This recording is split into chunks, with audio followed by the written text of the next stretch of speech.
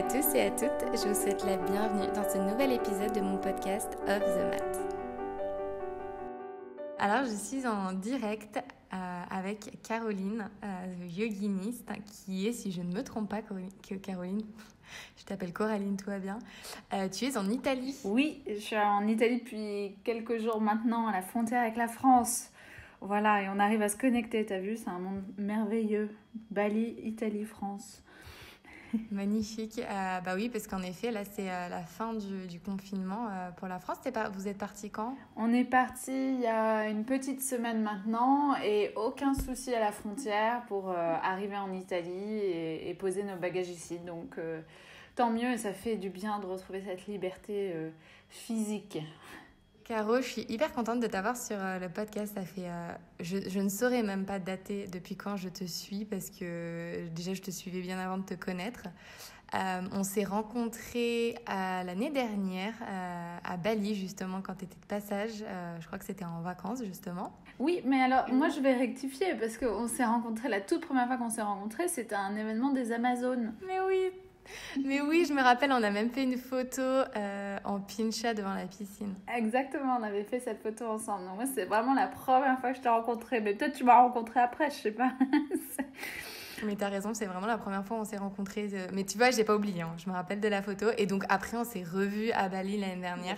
On allait prendre un petit latte chez Peloton. Exact. Délicieux d'ailleurs, très sympa comme endroit. Caro, donc comme je disais, je suis super contente de t'avoir sur le podcast parce qu'au final, je ne connais absolument rien de ton parcours dans le yoga. Comment tu es arrivée à, je ne sais plus, tu as plus de 200 000 abonnés, il me semble. Ah non, je n'y suis pas. Non, je suis à 140 000, quelque chose comme ça, abonnés. On n'est pas loin, ça va. Mais au-delà de ça, je suis aussi hyper intéressée par ton parcours en tant que prof de yoga, même au-delà des réseaux sociaux, parce que j'imagine que quand tu as commencé à être professeur de yoga, tu n'étais pas d'abord sur les réseaux, quoique peut-être que si, remarque. Si, ça a été un peu concomitant, c'est-à-dire que... si tu veux que je te raconte un petit peu le début, mais en effet, bon, moi, quand j'ai commencé à être prof, en fait, je me suis dit comment faire la pub de mes cours et me faire parler un peu de moi, parce que sans revenir trop loin dans le passé, mais j'ai vécu donc 6 ans en Chine avant de revenir en France et de commencer à enseigner le yoga.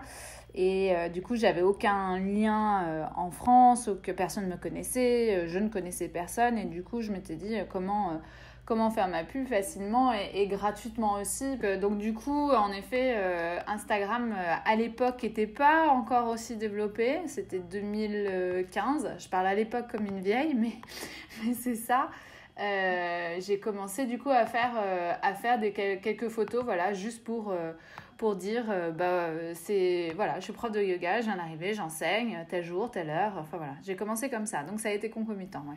Ok, du coup, tu vois, on a directement jumpé un peu dans le cœur du sujet, mais est-ce que tu peux nous expliquer un petit peu justement où tu as été formée, depuis quand tu es professeur de yoga et quel style de yoga tu enseignes du coup aujourd'hui ?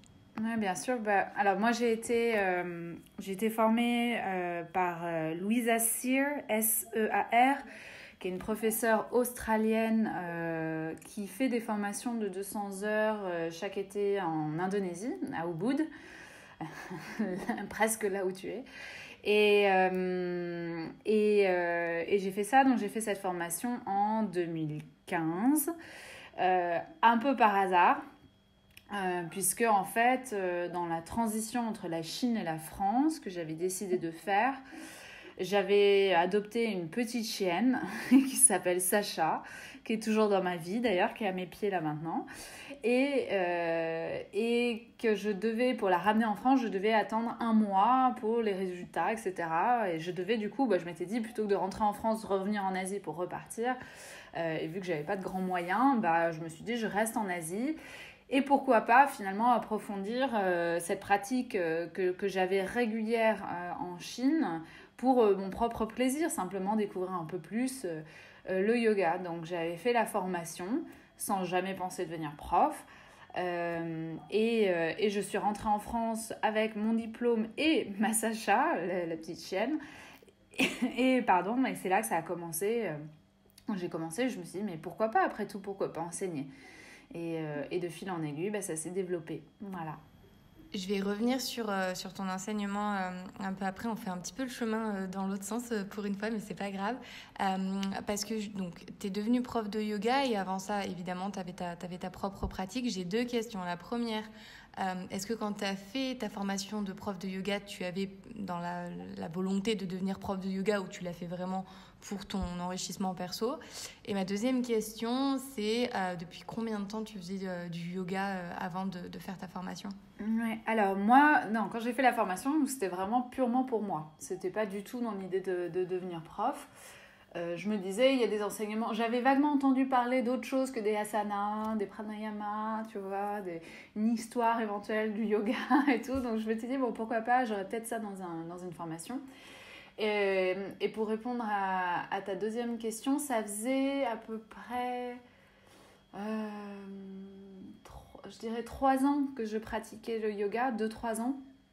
Enfin, 3 ans que j'avais fait mon premier cours. Et 2 ans, je pratiquais de manière assez assidue et intense. Enfin, ça s'était accéléré, parce qu'à tel point qu'à la fin, juste avant de faire ma formation, j'allais faire un cours de yoga tous les 2 jours.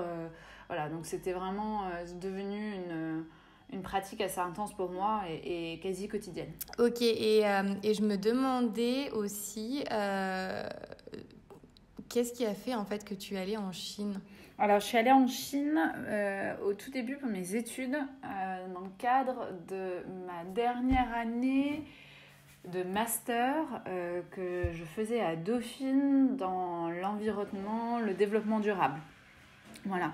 Donc, j'ai fait un master en échange avec une université à Shanghai et je suis restée là-bas 10 mois. Je suis revenue en France 6 mois pour faire un stage. J'avais un petit copain à l'époque qui vivait à Shanghai, donc je suis retournée à Shanghai 6 mois pour apprendre le mandarin. Et j'ai fait ensuite j'avais envoyé mon dossier pour un autre master à Londres, cette fois-ci à la LSE, London School of Economics, pour faire un master sur les politiques publiques environnementales. Parce que moi, à l'époque, donc j'étais très tournée environnement, développement durable, et j'étais très intéressée par tout ce qui était du côté gouvernemental, construction des lois, mise en place voilà, de programmes environnementaux. Donc c'était un petit peu la voie que je suivais au tout début. Je suis partie donc 10 mois après à Londres et je suis revenue une dernière fois à Shanghai. Donc j'ai déménagé en fait 3 fois en Chine pour finalement avoir mon premier emploi. Mon premier boulot, c'était à Shanghai et j'étais chef de projet dans une boîte d'ingénieurs qui faisait des filtres à manches. Donc c'est un truc très très glam pour l'industrie du ciment. Donc on construisait en fait des technologies de dépollution de l'air pour les grandes industries et notamment l'industrie du ciment.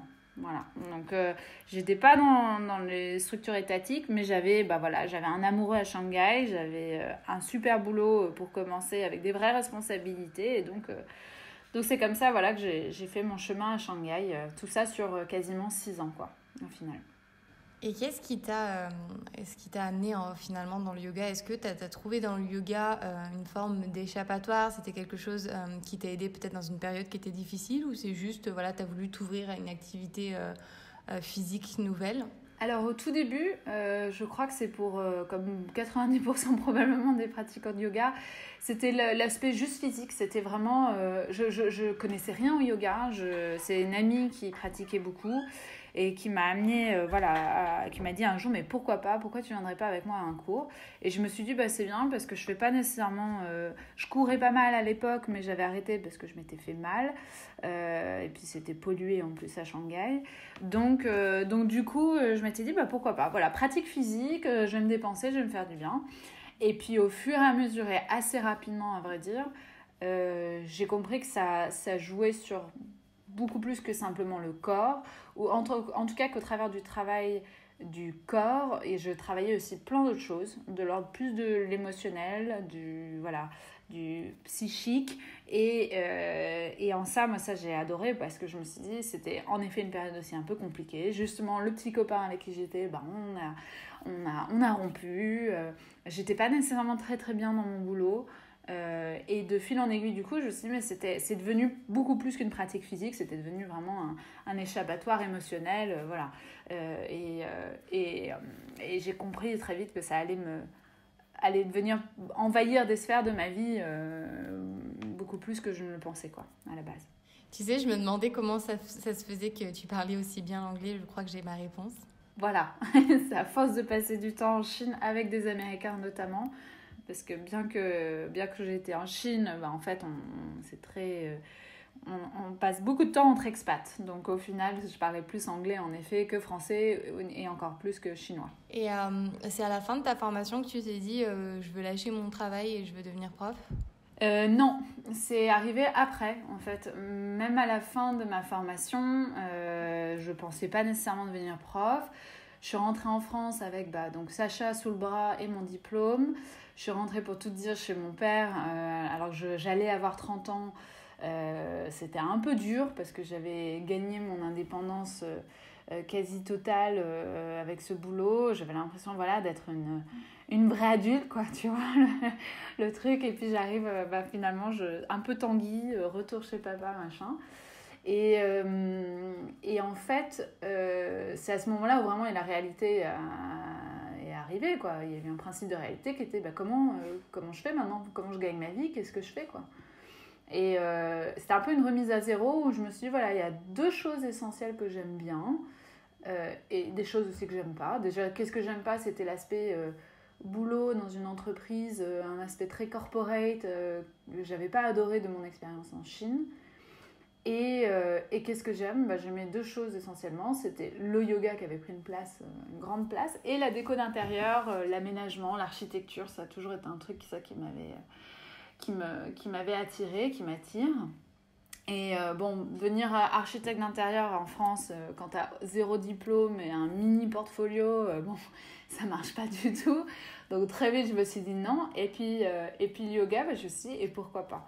Et c'était facile à mettre en place. J'avais juste à donner quelques cours pour commencer et voir si ça a marché.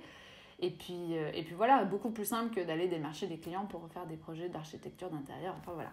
Donc je me suis lancée comme ça. Et c'est là, vraiment en me disant, et pourquoi pas? Parce que jamais, moi je viens d'une famille d'enseignants, l'université, diplôme, tout ça. Bon, et puis devenir prof de yoga, ça a été très bien reçu dans ma famille, mais c'était quand même un peu bizarre. C'était un peu... elle a fait toutes ses études finalement pour devenir prof de yoga, un diplôme qu'elle a eu en un mois, tu vois. Donc il y a eu quelque chose d'un peu étrange, et moi-même j'en avais un peu peur, mais voilà, et donc j'aurais jamais pensé, mais je l'ai fait, et j'ai suivi. Moi j'aime toujours utiliser ce thème de organique, en fait, dire que c'est une évolution vraiment organique. Les signes se présentaient, j'allais là où les signes m'amenaient, quoi. Voilà. Ouais, je pense, toi c'était, j'ai envie de dire presque à l'époque, hein, mais on a quasiment le même âge, mais c'est vrai que toi à l'époque ça devait être encore plus disruptif que ça ne l'est aujourd'hui, parce que je vois moi-même quand je me suis reconvertie, que voilà, j'ai eu quand même 2 ans de chômage aussi. Je pense que pour la famille, pour les parents en particulier, c'est toujours un petit peu un choc, parce que tu te dis, voilà, moi j'avais fait une école de commerce aussi pendant 4 ans, j'étais chef de projet et j'ai tout lâché pour rien, hein, au final. Et puis là, voilà, petit à petit, je me reconstruis et je fais des choses qui me passionnent. C'est vrai que je pense que quand on est passionné par quelque chose et qu'on se donne les moyens d'y arriver, oui, il y a une part de chance, mais voilà, je pense que quand on veut, on peut se lancer et on peut, tu vois, tout mettre en œuvre pour que ça fonctionne. Et la question que je me posais aussi par rapport à ta pratique et par rapport aussi à l'enseignement, est-ce que tu enseignes la même chose que ce que tu as appris pendant ta formation, ou est-ce que au fil du temps, tu as un petit peu modifié tout ça pour en faire un peu un enseignement à ta sauce? Alors au tout début, j'ai enseigné ce que j'avais appris. Et j'ai un peu lutté peut-être avec ça, parce qu'il y avait un côté très très scolaire. Enfin, je suis pas si scolaire que ça, même si j'ai fait plein d'études et tout, mais il fallait passer par ça. Maintenant, ça fait 5 ans que j'enseigne, et c'est seulement maintenant que je commence à m'approprier la pratique et à sortir un peu du cadre. Mais je pense que c'est essentiel au début de rester dans le cadre, d'être confortable dans ce cadre, d'explorer un peu les limites du cadre, de parfois se tromper, parfois d'avoir à réajuster des choses, mais je suis restée dans ce cadre au tout début. Vraiment un yoga vinyasa classique, avec bien sûr il y aura toujours ma touche. Je pense qu'on on est des humains, on a un caractère, on a une tonalité dans la voix, on a une manière d'ajuster, on a un rythme, on a des musiques qu'on aime plus ou moins et qu'on met dans sa classe ou qu'on met pas du tout, enfin voilà. Donc il y a toujours une personnalité qui transparaît, mais dans la construction des cours c'était des vinyasas assez classiques. Et aujourd'hui justement je suis vraiment en transition un petit peu là-dessus. J'ai besoin aujourd'hui de changer un petit peu ma manière de faire mes cours. Et c'est une réflexion, donc c'est jamais défini à l'avance. Je me suis pas encore dit, au lieu de faire les 10 minutes d'échauffement, je vais faire autre chose. Enfin, pour le moment, c'est en construction, mais c'est chouette. Moi, c'est une partie qui redonne un peu d'excitation aussi dans le travail, parce que malgré tout, quand on donne, au tout début, au tout début, j'avais 3 cours parce qu'on ne me connaissait pas, mais quand j'avais pris un rythme de croisière un petit peu, en effet, ça montait vite à 15-20 cours par semaine. Et là, l'impression un peu de répéter, quoi, les choses, un peu parfois de lassitude aussi qui peut venir. Mais au final, voilà, je suis contente parce que je pense que c'était nécessaire. C'est comme ça qu'on apprend la base, en fait. Je pense qu'on apprend plus en enseignant que dans la formation même.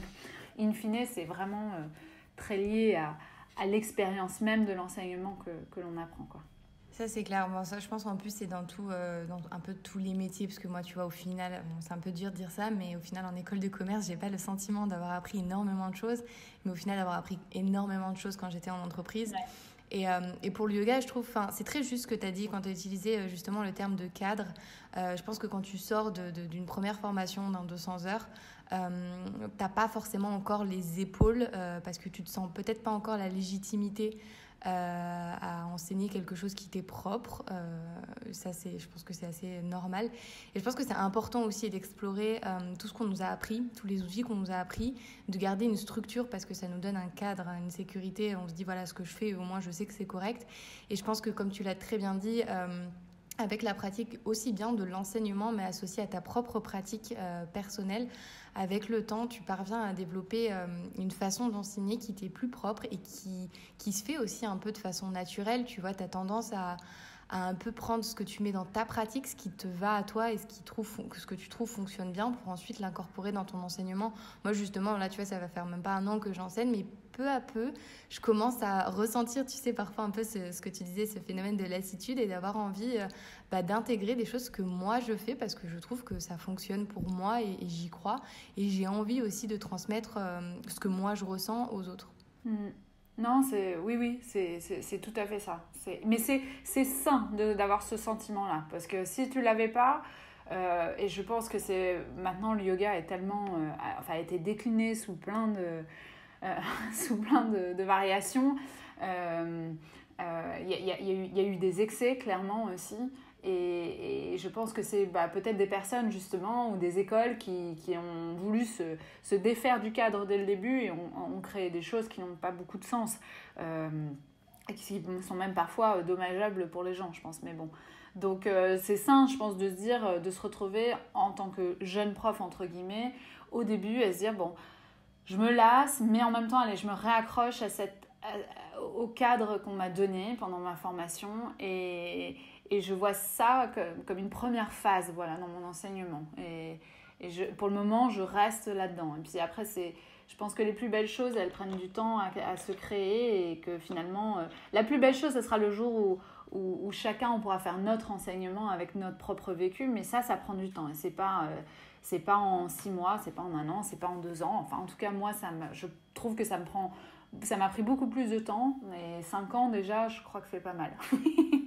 Voilà. Mais mon temps n'est pas nécessairement le temps des autres. Ouais, et puis moi, je te dis, ça fait 1 an que j'enseigne, mais je sors absolument pas énorme. Une fois, j'ai dit ça à Mathieu. Je dis, Mathieu, il fait, attends, tu peux me dire ce que tu fais quand même, qu'on soit sûr.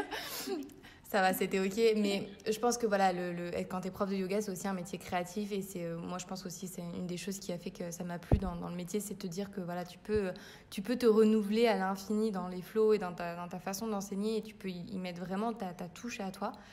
C'est ça qui est aussi très beau dans ce métier-là.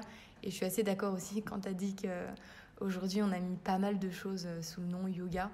Et parfois, c'est vrai qu'il y a un peu des dérives. Moi, je ne suis pas, tu vois, contre quelque forme que ce soit. C'est juste parfois, j'ai envie de dire, mais appelez juste pas ça yoga, en fait, tu vois. Parce que du coup, je trouve que c'est un peu utiliser le terme de yoga comme un peu, tu sais, un argument de vente. Oui, complètement. Bah, ça a été très utilisé. Hein. Enfin, voilà, il y a eu une tendance et une mode yoga, et tant mieux, franchement. Encore une fois, je trouve que c'est bien que ça se démocratise et qu'on enlève un petit peu tous les préjugés sur il faut avoir tel corps, il faut avoir telle diète, il faut avoir telle croyance pour faire du yoga. Non, tant mieux que ça se démocratise et que ça s'ouvre, mais en effet, pas se perdre dans certains types de yoga qui, pour le coup, parfois vraiment sont... En effet, c'est pas du yoga. Appelez ça à ce moment-là apéro stretch, mais pas... je sais pas quoi, peut-être dire wine yoga ou genre de truc. Non, beer yoga, non. Voilà, mais ouais. Tu sais, je pense à ton petit chien Sacha. Tu sais qu'il y a du puppy Oui. yoga. Pareil, mais encore une fois, c'est chouette. Bon, à la limite, tout ce qui est... moi, je trouvais ça très intéressant d'explorer un peu plus cette relation avec les animaux aussi. Et en fait, moi déjà, j'ai remarqué, en effet, quand je pratique le yoga ou quand je donnais même des cours au tout début chez moi et que Sacha était pas loin, ça la calmait elle-même, tu vois. Donc, je pense que forcément, les chiens notamment sont vraiment des éponges des émotions de leur maître. Et juste, en fait, il y avait comme un effet indirect du yoga sur mon chien, juste par ma propre pratique ou par l'enseignement que je donnais à mes élèves. Donc il doit y avoir des choses à explorer là-dessus. Mais c'est pas juste ramener son chien à son cours de yoga, quoi. Parce que là, il n'y a rien qui a été pensé et quelle est la visée de tout ça, en fait. J'aime ton côté, tu sais, un peu intellectuel. En fait, il n'y a aucun argument scientifique pour prouver que le chien apprend quelque chose. Bah, d'ailleurs, tu vois, je sais pas si tu l'entends, elle aboie, mais elle est d'accord avec ça. Non, il n'y a pas... c'est, enfin, encore une fois, un peu de respect pour la pratique elle-même du yoga. On ne peut pas tout mettre sous le chapeau yoga. Je crois que c'est bien que ça évolue néanmoins, tu vois, encore une fois, je veux pas rentrer, je trouve parfois aussi c'est très, il y a des discours qui sont très durs parfois, même vis-à-vis du vinyasa, qui est finalement une forme assez libre du yoga par rapport à d'autres comme l'ashtanga, le bikram, enfin bon, le bikram c'est encore à part, mais qui est assez libre dans son interprétation et qui parfois est jugé assez durement, je trouve, par des profs peut-être d'une autre école, un peu plus vieille, et qui se disent le yoga c'est comme ça et pas autrement. Et moi je trouve ça bien que le yoga ça évolue. Et d'ailleurs, si on y pense, quand on revoit un petit peu l'histoire du yoga, le yoga qu'on pratique aujourd'hui n'a rien à voir avec le yoga initialement fait et pratiqué. Donc c'est une science qui vit, qui évolue, enfin je sais pas si on peut dire science, mais une pratique qui évolue au fil du temps et elle évoluera encore, donc il faut accepter que ça évolue dans les années à venir, dans les décennies à venir, donc tant mieux d'une certaine manière. C'est que, comme on dit, il n'y a que les cons qui ne changent pas d'avis. Moi c'est un peu la même chose avec le yoga. Non, je suis d'accord et je trouve que c'est bien au final que la pratique en fait évolue au même rythme que la société, que ce que veulent les gens aussi. D'ailleurs, ça me fait un peu raccrocher avec les réseaux sociaux parce que tu vois aujourd'hui le yoga c'est devenu un business et c'est d'autant plus un business sur internet et en particulier sur les réseaux sociaux. De quelle manière ton compte Instagram t'a aidé dans ton parcours à la fois peut-être de pratiquante mais aussi et surtout d'enseignante? Alors ça m'a aidé vraiment d'un point de vue business. Au tout début c'était vraiment ça, c'était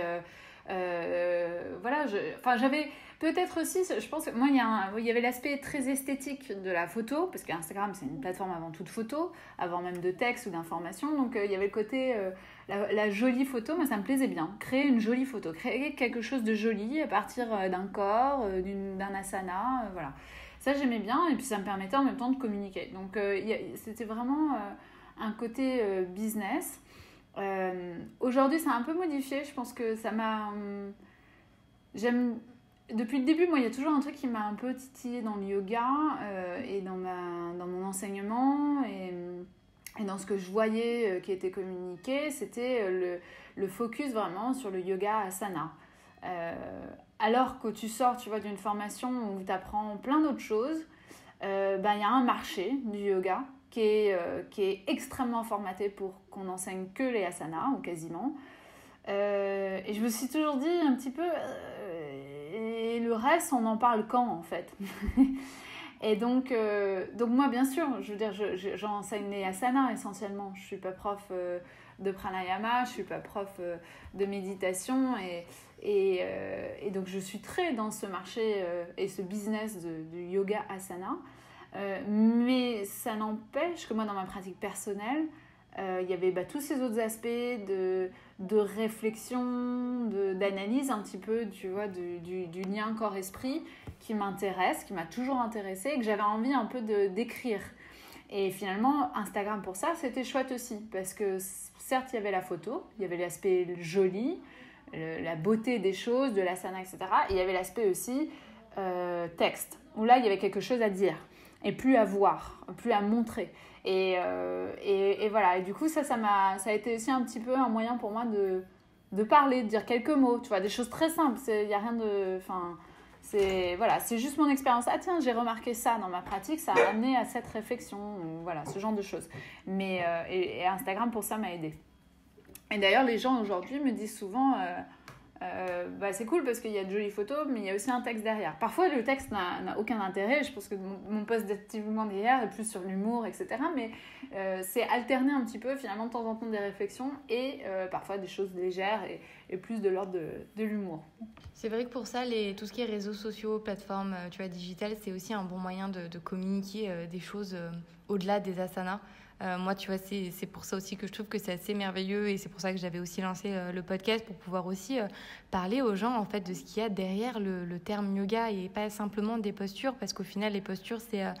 si tu les regardes et que tu les fais simplement, ça reste des acrobaties, ni plus ni moins.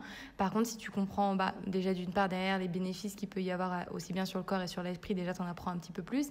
Et puis quand tu comprends aussi ce qu'il y a et en fait tout simplement une philosophie derrière, je pense que ça peut aussi aider des personnes à ne pas se sentir, tu sais, un peu mis de côté parce qu'ils n'ont pas forcément les dispositions physiques.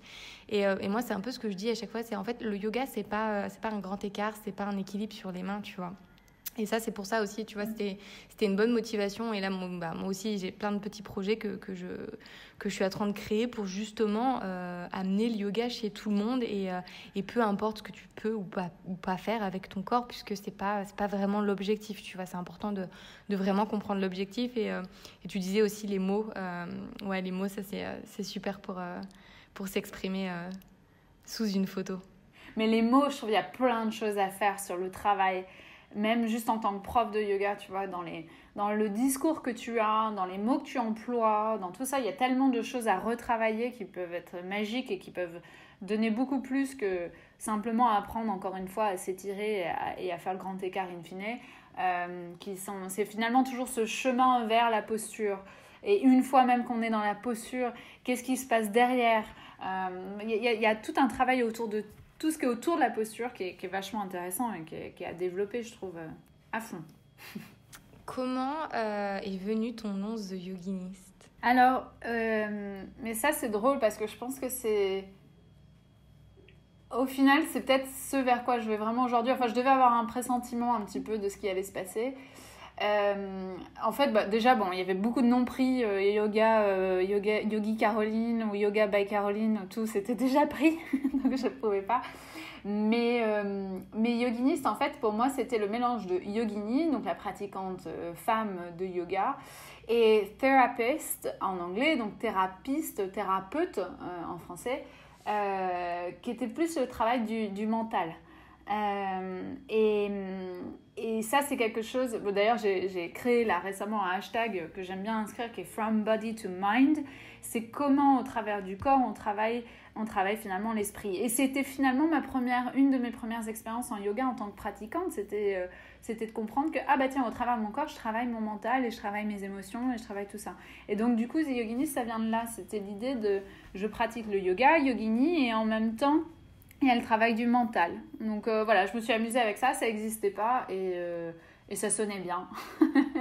Et aujourd'hui, pour toi, la place que tu as quand même sur les réseaux sociaux, elle est pas négligeable. Est-ce que c'est aujourd'hui, j'ai envie de dire, entre guillemets, un statut qui t'ouvre des opportunités? Est-ce que parfois ça te saoule un petit peu? Parce que des fois, qu'on ne se le cache pas, les réseaux sociaux, c'est parfois un peu difficile à gérer. Et parfois, moi, j'ai presque un peu le sentiment, tu sais, que c'est un peu antinomique avec le yoga même.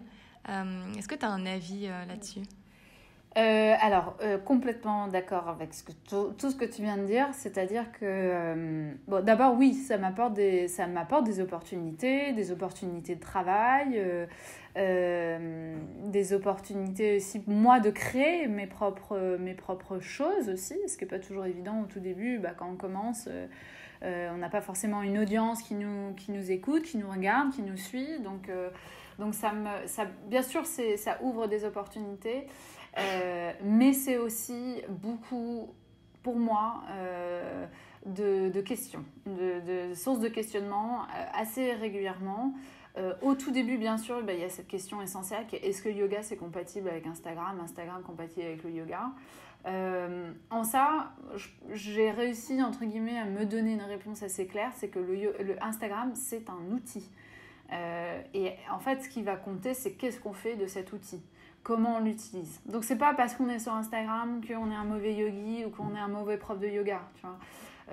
Je pense que c'est avant tout se dire déjà, attends, Instagram c'est un outil, voilà. Donc qu'est-ce que j'en fais? C'est ça qui va être intéressant de se poser comme question, je pense, au début. Après, dans la place que peut prendre Instagram dans mon quotidien, ouais, ça, je me pose des questions parce qu'en effet, ça demande beaucoup de temps.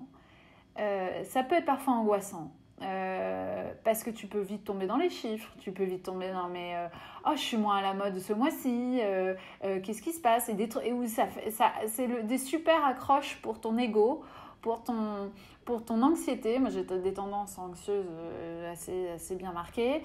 Et c'est pas toujours évident parce que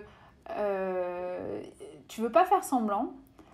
En même temps, tu as une responsabilité face à une communauté où tu veux pas raconter. Enfin, l'idée, c'est pas non plus dire j'ai une journée de merde, c'est terrible, j'arrive plus à Instagram, machin. Je pense que c'est pas non plus le genre d'énergie que tu veux envoyer aux gens au travers des posts et machin.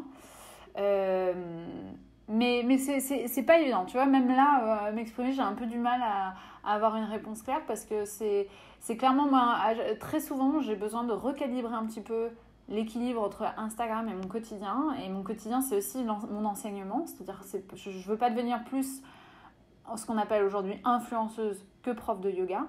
Je suis avant tout prof de yoga, donc faut pas perdre ça de vue. Mais de temps en temps, ouais, c'est pas évident. Et du coup, je suis en pleine réflexion aujourd'hui sur justement ce vers quoi je voudrais aller dans mon Instagram. C'est-à-dire que je pense que j'ai un peu moins envie de faire des postures et que j'ai un peu plus envie de parler des autres choses que je fais à côté du yoga. Ça peut être un moment sympa vécu dans la journée. Ça peut être... là, tu vois, j'ai fait de l'apnée récemment. J'ai trouvé ça vraiment génial. Et je pense j'adorais parler de cette expérience-là. Donc c'est, voilà, aller plus vers ça peut-être et moins vers l'asana. Et continuer. Mais c'est stressant parce que Instagram, et on adore avant tout, c'est encore une fois, c'est de la photo, on adore voir des postures plus que peut-être un moment de vie. Et du coup, voilà, faut savoir jongler un peu des deux parce que c'est aussi, ça ouvre des portes, c'est des opportunités qui s'ouvrent grâce à ça aussi. C'est jongler un petit peu avec tout ça, et tout en restant aussi honnête avec soi-même, quoi, simplement aussi. C'est se dire qu'est-ce qui me motive dans le quotidien, qu'est-ce que j'aime faire, et le retranscrire sur les réseaux, et pas faire semblant qu'on pratique 3 heures de yoga par jour. Voilà, ça, j'ai pas envie de rentrer là-dedans. Donc, Je suis très d'accord avec ce que tu as dit. J'avoue qu'aussi, étant sur les réseaux, c'est pas forcément une question à laquelle il est facile de répondre. J'étais curieuse d'avoir ton point de vue. Après, c'est vrai que toutes les personnes avec qui j'en ai parlé, on a un peu toutes le même discours. Et c'est vrai que c'est hyper bénéfique et ça permet aussi de rencontrer beaucoup de gens, ça ouvre des belles opportunités. Et puis, c'est vrai que parfois, il y a le côté un petit peu... qu'on se le cache pas, Instagram, c'est aussi c'est des mathématiques, c'est des algorithmes et parfois devenir trop dépendant en fait de chiffres, hein, tout simplement, peut être assez nuisible au final. Et c'est important. Moi, j'ai pareil que toi, tu vois, parfois j'appuie sur un petit bouton reset pour me remettre les pieds sur terre et me dire attends Marine, prends du recul, c'est qu'un réseau social, c'est pas parce qu'il y a un jour tu feras 150 likes et l'autre jour t'en feras 1000 parce que tu n'auras pas posté à la même posture que ta valeur pour autant elle aura chuté, tu vois ce que je veux dire. Je pense qu'il y a aussi beaucoup de gens et c'est que ce soit dans le yoga d'ailleurs ou sur autre chose, hein, mais c'est globalement les dérives des réseaux sociaux, c'est qu'il y a beaucoup de gens qui sont peut-être un peu trop sensibles et qui ont peut-être une dépendance un peu trop forte aux réseaux sociaux, qui vont ensuite, tu vois, perdre... tu vois, qui vont se perdre, juste, voilà, c'est ça, qui vont se perdre dans leur image d'un compte Instagram, alors que ce sont des personnes, enfin, on est des personnes à part entière, on est des personnes en dehors d'Instagram, et c'est important, et c'est pour ça que je trouve que c'est super cool que tu dises que voilà, tu as envie de parler de tes expériences, parce que je pense que c'est ce qu'on a aussi envie de voir, tu vois, si on a envie de connaître Caro, enfin, comme n'importe qui a derrière un compte Instagram, si tu veux. Et puis, je pense que c'est ça aussi qui t'enrichit en tant qu'individu et derrière, en tant que prof. Tu vois, c'est toutes ces expériences et toutes ces choses que tu vas faire à côté qui vont enrichir ton enseignement. Ouais. Je pense, tu vois, quand on démarre sur Instagram, en fait, il faut... Bon, y a deux choses. Il y a l'Instagram perso, c'est-à-dire c'est vraiment... on se met dessus parce qu'on aime bien voilà, faire des jolies photos. Enfin, moi, c'est ce que j'ai fait au début. Enfin, il y avait un côté business quand même que j'avais assez en tête. Je pense que c'était peut-être un avantage pour moi, c'était que je savais... C'était pas mon Instagram perso dans le sens où je mettais pas mes copains, copines. Enfin, j'en avais un perso, mais quand je me suis lancée dans le yoga, je le mettais pas juste pour moi, me faire des copains yogis, etc. Vraiment, c'était plus pour l'aspect business et développer mes cours et me faire connaître. Mais je pense qu'il faut, en effet, encore une fois, comme tout outil, avant même de l'utiliser, savoir ce qu'on veut en faire. Et est-ce qu'on veut le faire pour son côté perso, et c'est là où en effet il y a des dérives un petit peu de mesure de son propre ego, de sa valeur selon les likes, les followings et les machins. Et là je pense qu'en effet il faut apprendre à se détacher de ça, et ça veut dire parfois il y a plusieurs techniques, mais parfois d'éteindre son téléphone, d'accepter aussi d'oser des choses parfois de temps en temps en disant mais je sais pertinemment, parce que je connais un peu maintenant ce qui marche pas, mais que ça va pas forcément marcher, mais ça m'a fait plaisir de le mettre, tu vois. De temps en temps, moi, je me mets des trucs sur Instagram où je me dis, je sais que ça va pas marcher en termes de chiffres, mais c'est mon truc, j'aime ça, je le mets, j'ai trouvé ça joli, je le mets. Et j'aime bien dire, c'est un peu comme donner un doigt d'honneur à Instagram, entre guillemets, mais je le fais de temps en temps, et voilà. Et je pense que ça, c'est important. Après, il y a l'aspect plus Instagram comme outil comme un business, une entreprise quasiment, puisque ce que je disais au tout début, il faut être transparent, ça donne des opportunités, par exemple typiquement en tant que prof, c'est des cours de yoga événementiels, c'est des collaborations avec des marques, etc. Et là, la dynamique, elle n'est pas pareille.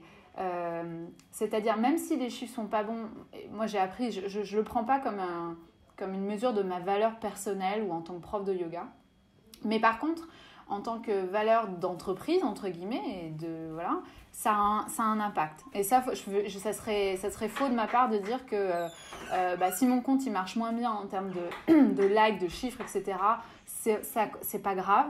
C'est pas grave pour moi, Caroline Perrineau, c'est pas grave pour moi en tant que prof de yoga. Mais par contre, c'est un peu plus chiant en termes d'entreprise. Parce que en fait, une marque qui vient te chercher, elle vient pas te chercher parce que t'es très sympathique, que t'es une bonne prof de yoga. Faut aussi être transparent et honnête là-dessus. Elle vient te chercher parce que tu as un pouvoir d'action alors beaucoup mesuré par les chiffres, et ça change un petit peu heureusement aujourd'hui, parce que je pense que les entreprises commencent à comprendre aussi que la vraie communication, elle passe avant tout par des liens, des vrais liens. Tout reste digital, mais avec une relation plus transparente avec ses followers, etc., plutôt que des chiffres où tu as une grosse communauté, mais tu n'échanges jamais avec ta communauté, typiquement ce genre de choses. Donc les marques commencent à comprendre ça, mais c'est pas... Mais voilà, mais là, pour le coup, en termes d'entreprise, tu vois, c'est pas toujours évident. Parce que, entreprise, entre guillemets, j'ai pas une entreprise Instagram, mais aujourd'hui, je gagne ma vie aussi en partie grâce à ça.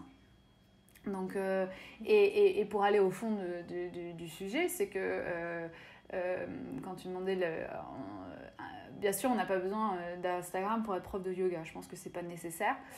Néanmoins, moi, j'ai trouvé mon équilibre aussi en termes de revenus.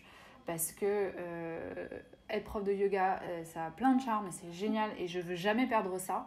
Mais c'est aussi parce que j'arrive à gagner un peu de sous à côté via les réseaux et la communication sur les réseaux que je peux être toujours prof de yoga, tu vois. Et ça, c'est précieux. En soi, c'est vachement précieux parce que je pense pas que tout le monde puisse se permettre juste d'être prof de yoga en temps de Covid, tu vois. On va revenir sur cet épisode-là.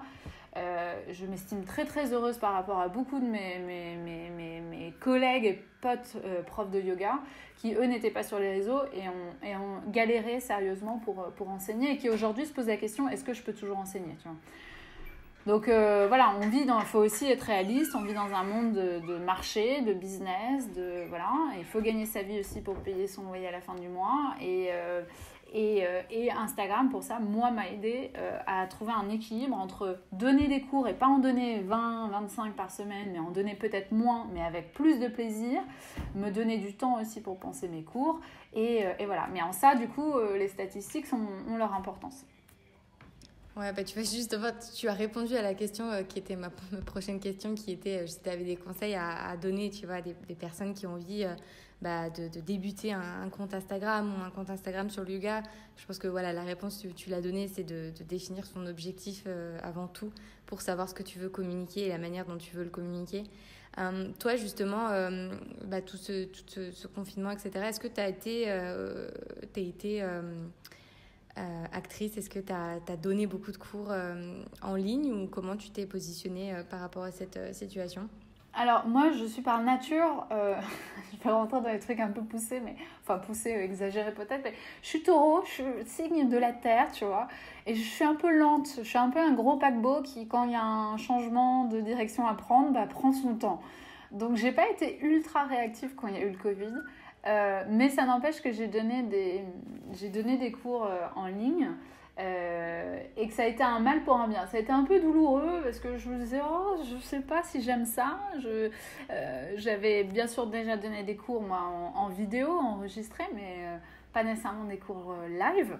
J'avais un peu peur aussi parce que tu sais pas comment ça marche. Enfin bon, on connaît tous ça quoi. Tous ceux qui ont fait des cours en ligne connaissent ça. Et donc voilà, mais oui, j'ai donné des cours en ligne et au final j'ai adoré. C'est différent bien sûr d'un cours en réel, etc. Mais j'ai adoré, peut-être même préféré par rapport aux cours que tu enregistres, parce que quand tu enregistres des cours, je pense que tu en as fait toi aussi des cours enregistrés, etc. où tu n'as pas de public. Ouais, j'allais te dire en fait, je vais le faire. Alors, je suis en train de les enregistrer, j'ai un petit peu galéré, je te passe les aléas, mais je pense que tu dois à peu près savoir tout ce qu'on traverse pour pouvoir shooter des vidéos. Franchement, c'est très complexe. Alors, c'est pas tant complexe d'un point de vue pratique, tu vois, mais c'est juste hyper frustrant en fait, parce que clairement, tu enseignes à personne, tu t'enseignes à toi-même en fait, tu vois. Exactement, c'est ça. C'est-à-dire que tu n'as pas le public en face. Quand tu as de la chance, tu as à la limite 4 copains yogis qui sont venus pour un peu t'encourager et qui pratiquent devant toi. Donc ça donne un peu plus de... C'est un peu plus sympa à faire, mais c'est vrai qu'enseigner toute seule face à une caméra, sachant que personne pratique avec toi, et sur le moment, les caméramans, ils comptent les minutes et ils vérifient que le son est bon, et du coup, personne n'en a rien à faire, c'est un peu dur. Et par contre, le live, c'était chouette parce que tu pouvais interagir en plus en direct avec les gens.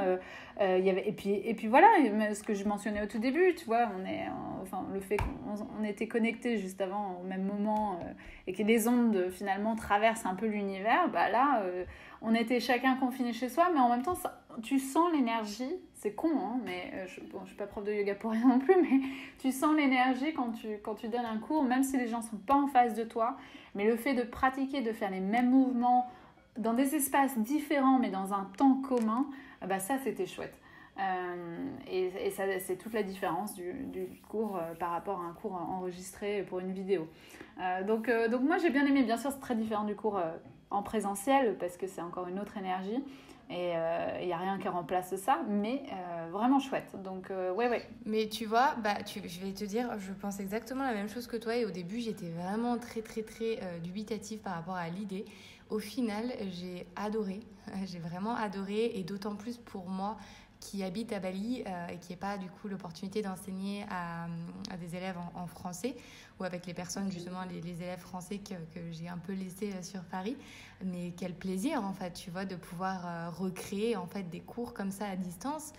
Pour moi, ça a été genre, c'est génial. J'ai qu'une hâte, c'est que ça continue, quoi. Ouais, j'imagine. Bah oui, non, mais ça, c'est génial pour toi. Et de pouvoir, en effet, rester accessible à des gens des quatre coins du monde aussi.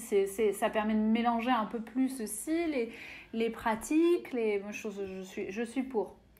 Ouais, je pense que tu vois, notamment, je pense que ça a été une bonne chose, ce confinement, pour le yoga aussi, parce que ça a amené en fait une couche supplémentaire à comment enseigner, comment pratiquer, comment justement à créer, et c'est d'ailleurs je pense un des très bels avantages des réseaux sociaux, c'est de pouvoir créer cette union, malgré le fait qu'on soit tous chez nous dans des endroits différents, mais à créer justement ce lien de solidarité. Ça, j'ai trouvé que c'était assez beau justement. Moi, je sais aussi, ça m'a beaucoup aidé parce que je suis un peu... Malgré tout, tu vas me dire, mais t'es sur les réseaux, machin, et tu mets...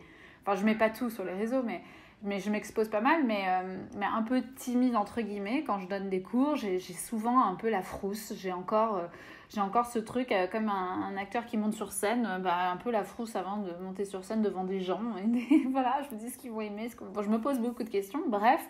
Et là, c'était l'occasion pour moi vraiment de... Voilà, n'importe qui pouvait suivre mon cours, pouvait dire ce qu'il voulait aussi, mais ça m'a libérée un petit peu. Voilà, je me suis dit, après tout, déjà on peut pas plaire à tout le monde, ça c'est le principe numéro 1. Je pense qu'avant même d'enseigner dans un studio, il faut apprendre à se dire, on peut pas plaire à tout le monde, et c'est très bien comme ça, et c'est plutôt bon signe d'ailleurs. Mais voilà, ça m'a permis moi un peu de me libérer, d'assumer plus mon enseignement, et d'autant plus que je suis en train de transformer un peu mon enseignement, donc voilà, de tester aussi un peu de nouvelles choses et sur les gens. Ouais, je suis d'accord avec toi, tu vois, pour le coup, moi qui avais très peu enseigné jusqu'à maintenant, au final, j'ai pris en confiance en moi, et ouais, je sais pas, j'ai trouvé que, je trouvais que c'était, en tant qu'enseignant, ça a été une très très belle expérience. Avant de terminer cet épisode, est-ce que tu as des projets particuliers qui vont arriver, ou est-ce que tu peux nous dire où est-ce qu'on peut pratiquer avec toi, tout ça? Alors oui, j'ai le projet de remettre au programme la retraite de yoga que j'avais prévue en avril dans le sud de la France, pas loin d'Aix-en-Provence. Donc je vais la reprogrammer très probablement courant octobre. Donc ça, je suis contente que ce soit un projet qui refasse surface, parce que ça faisait longtemps que j'avais envie d'organiser une retraite, et là ça va être ma vraie première retraite de yoga. En projet, je vais reprendre également les cours alors, je ne sais pas si ça va être... Enfin, si, ça sera en live, mais je ne sais pas si ça sera sur Instagram, sur donation, ou si ça sera sur Zoom avec entre guillemets, un ticket d'entrée. Faut que je réfléchisse encore à la manière de fonctionner, mais je vais en reprendre un par semaine. Parce que voilà, pour ce qu'on évoquait avant, j'avais adoré ça, et j'aimerais bien reprendre ça. Et puis après, en termes de cours réguliers sur Paris, pour le moment j'en ai pas. C'est vrai qu'à cause, vu la situation, on ne sait pas combien de temps ça a duré, et l'idée du regroupement bloqué à 10, ça complique quand même pas mal les cours pour tous les profs en studio et en salle. Donc pour le moment, pas de cours présentiels prévus. Il va probablement y avoir quelques événements courant septembre-octobre auxquels je vais participer, où ça sera possible de manière ponctuelle et occasionnelle de venir et de pratiquer en présence avec moi. Mais voilà, en cours régulier présentiel, pour le moment, il n'y en a pas au programme. Mais j'espère y en avoir à nouveau quand même au moins un par semaine ou deux, ce que je faisais avant finalement assez rapidement. On va terminer avec une petite série de questions tac au tac. Caro, si tu devais avoir un super pouvoir? Bouger dans le temps. J'aimerais bien retourner dans les années 60. Enfin, retourner, y aller, parce que j'y suis jamais allée. Si tu pouvais te téléporter quelque part là, maintenant, tout de suite, où est-ce que tu irais? Mais Bali, peloton avec toi. Parfait, j'adore. Ça me va. T'arrives dans 1 heure, c'est bon? Même pas. Attends, mon pouvoir de télétransportation est très efficace. Si tu devais choisir entre enseigner ou pratiquer? Ah, pratiquer. Je crois qu'il n'y a pas d'enseignement sans pratique. Donc, s'il fallait réduire à une chose, c'est pratiquer. Ta couleur préférée? Bleu-vert. Si tu ne devais choisir qu'un seul plat ou ingrédient avec lequel vivre jusqu'à la fin de tes jours, lequel ce serait? Une soupe, un plat chinois avec de la coriandre, du gingembre et des dumplings dedans. Parfait. Ta vision en un seul mot pour décrire le yoga? Philosophie de vie, 3 mots. Ta posture de yoga favorite? Alors tiens, Baddha Konasana. Dernière question. Si tu devais renoncer à un appareil électrique ou électronique de ton quotidien, lequel ce serait? Dans un monde parfait où on n'aurait pas à se soucier de quoi que ce soit, un téléphone, ce serait bien parce que je l'ai tellement dans les mains que ça changerait pas mal, oui. Tu vois, ça c'est un peu la dualité de notre vie quand même. Ouais. Non mais on est c'est un lien on en a besoin, mais si j'en avais pas besoin, j'adorais. Enfin, je sais pas, peut-être que je pense à l'envers, mais oui, de temps en temps, qu'est-ce que j'aimerais ne plus avoir à me soucier de mon téléphone, ouais, ça c'est sûr. Ouais, relation amour-haine, je suis d'accord, et en même temps, pour plein de raisons, on n'a pas envie de le laisser, quoi. Ah bah ouais, moi je suis la première à l'avoir dans la main, à vérifier que tout est ok, à répondre aux trucs sur Instagram, aux mails, à maman qui t'appelle 3 fois dans la journée, tout ça quoi. Mais en fait c'est ce mélange, moi ce que j'aimerais beaucoup retrouver aujourd'hui, c'est ce mélange sans cesse du boulot et vie perso. Enfin boulot, parce qu'Instagram c'est pas vraiment un boulot, enfin il y a une partie boulot avec les marques etc, mais en même temps il y a plein de choses moi que je change sur les réseaux que je considère pas comme du boulot, mais qui du coup sont pas toujours faciles à gérer aussi avec les conjoints, la famille, et de toujours tout mélanger en fait parfois c'est difficile, mais je le fais parfois d'éteindre et de dire juste aujourd'hui rien, et je m'en soucie pas, tu vois, je veux le laisser derrière le téléphone, donc très bonne résolution. Merci beaucoup Caroline d'être venue sur Off the Mat. Merci à toi Marine de ta douceur et bienveillance. Merci à tous de nous avoir écoutés et je vous dis à très bientôt dans un prochain épisode de mon podcast Off the Mat.